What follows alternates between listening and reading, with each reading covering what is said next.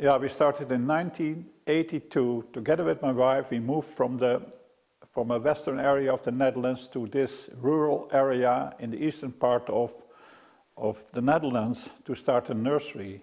We had a design office where we were focused on planting design, but we found that we needed to learn more than what we knew. So we started a nursery, and by creating gardens around our house and traveling a lot through Europe to other gardens, we discovered that there was very much to learn.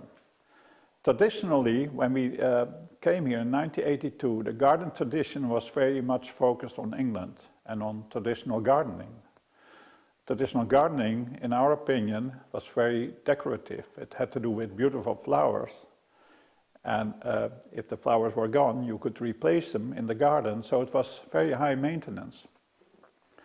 By learning to know some people that came from the wild side of gardening, from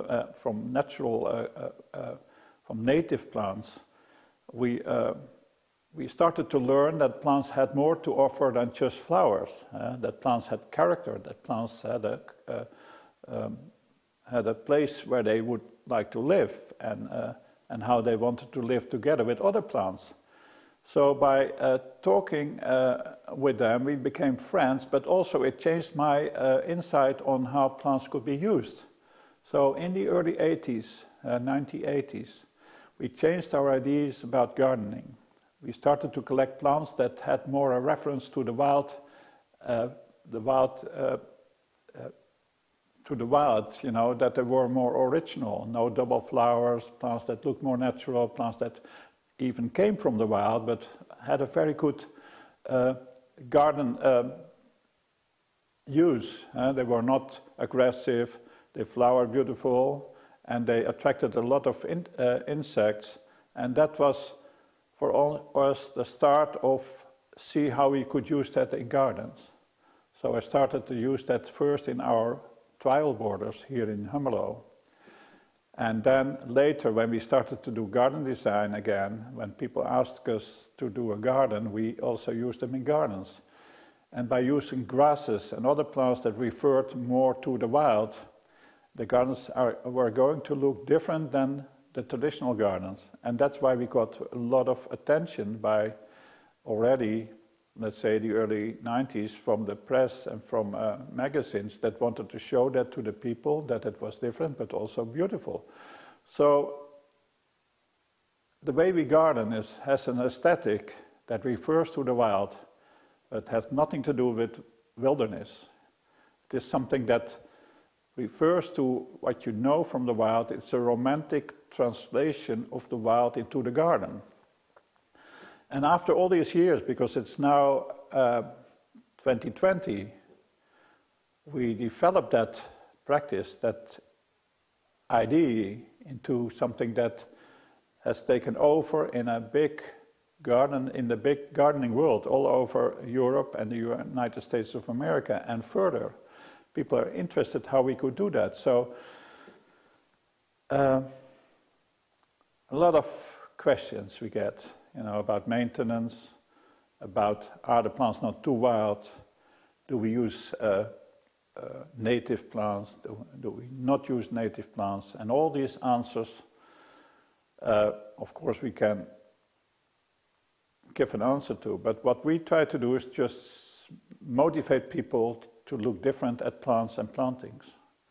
We try to motivate people to use plants that attract insects, bees and butterflies, that contribute to a community of other plants and to together look like something that belongs together. I think that is what we try to do. And you can imagine that visiting conferences in the early 80s, we had time enough to travel because the nursery was very small. We met people in conferences from public parks, director of public parks. And my first commission was a small park in Sweden. That was in Enköping, and there was a small garden next to a library. And we designed that, and that garden became an example of modern gardening in Sweden. So it was taken often as how you could do a public space in a city. So from one garden came another. So in the year 2000, that was, of course, I had done suddenly a lot of commissions came to me. And from private gardens, we moved into public gardens. And public gardens, as we all know, we did in New York, we did in Toronto, an entrance of a botanical garden. In England, we did the Royal Horticultural Society, and many more. The Lurie Garden in Chicago. And nowadays, most of my emphasis on what I like to do is on public space, because public space, you get a reaction of millions of people that probably don't have a garden themselves. Also,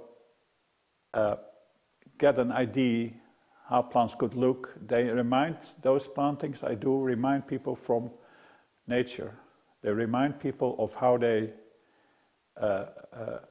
probably were a child and were playing in nature. Or probably, if they haven't seen a plant, at least they meet plants in a situation that it looks very beautiful and might help them to